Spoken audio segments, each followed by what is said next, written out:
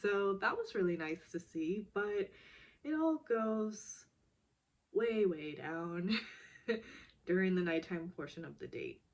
And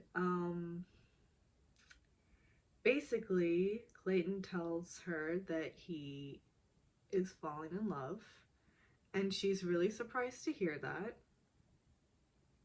I'm not sure why she's surprised to hear that, but she is. And she was like, wow, I was not expecting you to say that.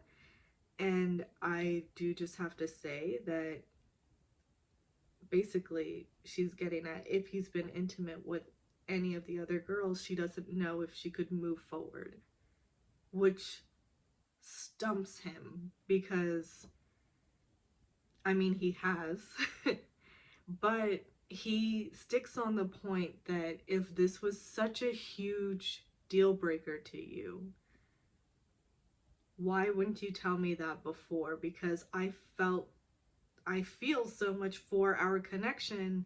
I would have, you know, basically, I wouldn't have done what I did. And here's the thing, I understand it from her point of view. She wants him to have made that decision on his own. She wants to know that their connection is so, you know,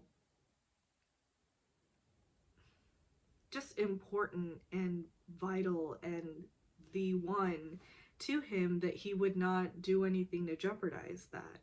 So she's getting at, I don't understand how, if it is me at the end, how can you do that kind of stuff?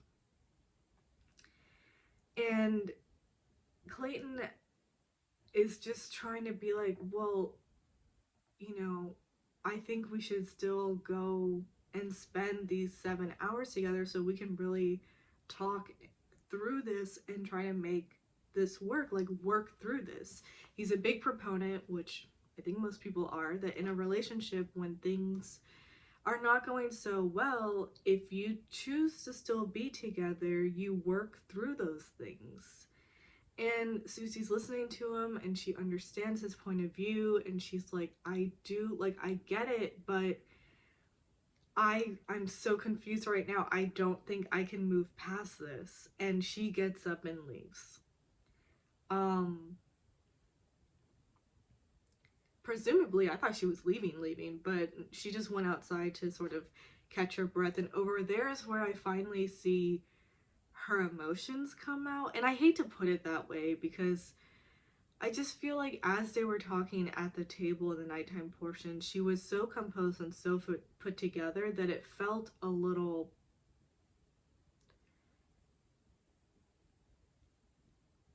I don't know what I'm trying to say. It just didn't quite feel authentic to her feelings. And maybe that was just her way of still processing through everything. And she is going out there and she's talking with the producer and she's trying to think through it all. And she's like, the thing is, I feel so awful right now.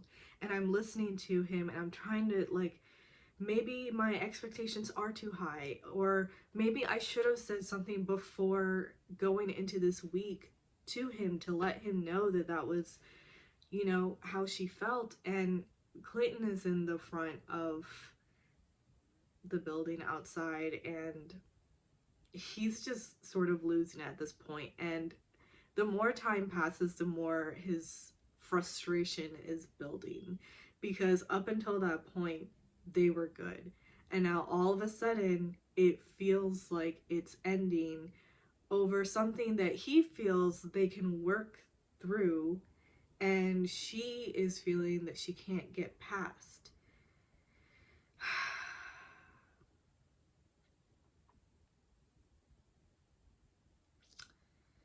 And my heart goes out to both of them because from Clayton's point of view, he is exploring every relationship. He has a final three. This is the premise of the show. He's looking to end up with one that is going to be his fiance and potentially his wife. and understanding that he brings up faith later on and stuff like that. And I believe he's talked about this before. He'd like to do this one time, um, which I feel like. Anyway, that's a different story. Um, so, so Susie comes back out and they talk again, and she's basically saying the same stuff. Like she doesn't see how she can move past this, and at this point he is angry. You know, he just can't believe that it would take this one thing to break what they have. And she's starting to get upset at how he's handling it. And she's like, well, you're pushing me more towards wanting to leave with this reaction. Later on, when she's in the car, she's talking about how she was hoping that they would have approached that conversation with more compassion for each other, and that it wouldn't be basically so volatile of an ending.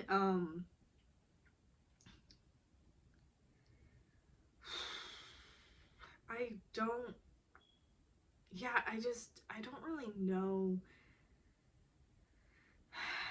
There's no good or bad guy over here. At least I don't feel that way. So I don't understand why during the woman tell all the girls were, or Sierra was coming at him like that, saying that I heard what happened and how dare you, basically.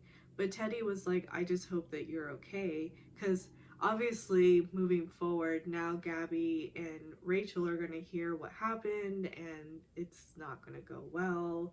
So who knows, maybe there's more stuff that's going to go down. But if it is just the Susie stuff, it's possible they just heard it from Susie's point of view.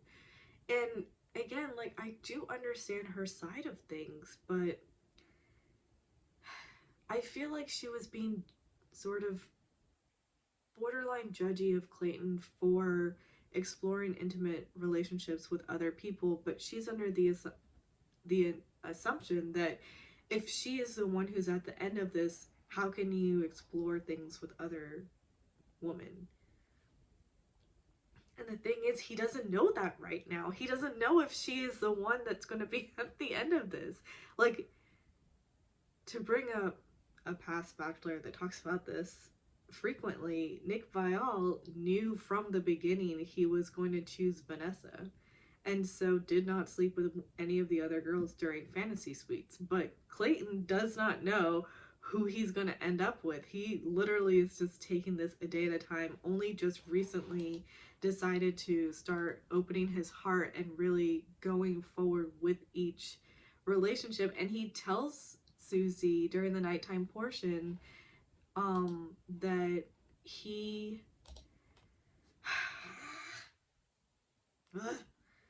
tells her that, yeah, he's in love with all of them, but he loves them. Like, the relationships are different with each woman. Oh my god, this is the hopeless romantic in me understands Susie. Like, if I'm the one, then I'm the one. But the logical, rational portion is like, okay, but the show is designed to be like this. He is one guy exploring 30 different relationships, whittling it down to the ultimate, okay, this is who I am proposing to. And if he's really going to try out every avenue to make sure he's ending up with the right one at the end, like that's just, it's going to happen. I just feel like if you're the hopeless romantic type, you don't go on a show like this. Yeah, that was that episode. Susie leaves in tears in the car. Anyway, she wasn't crying before that. He basically got to a point where he was like, I'm done. And there's nothing else that you can say right now that's going to make this any better, so I'm going to walk you out. And she was still talking as they were leaving. She's like, I know you don't want to hear from me. I know that there's nothing that I can say, but basically she's getting at she really did have feelings for him, and she was really vulnerable and authentic throughout their journey. But what's that going to do for Clayton right now? Basically, is where he's coming from, and his ending, his final words to her is that he's a man of faith and he just has to trust that he had to go through this and that it will lead to something.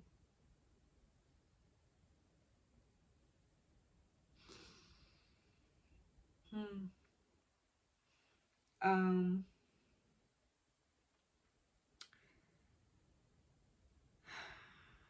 Next week is gonna suck.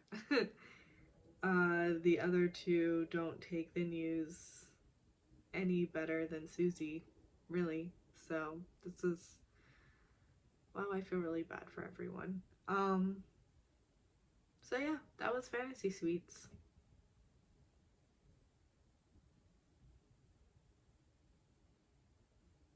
That's about it.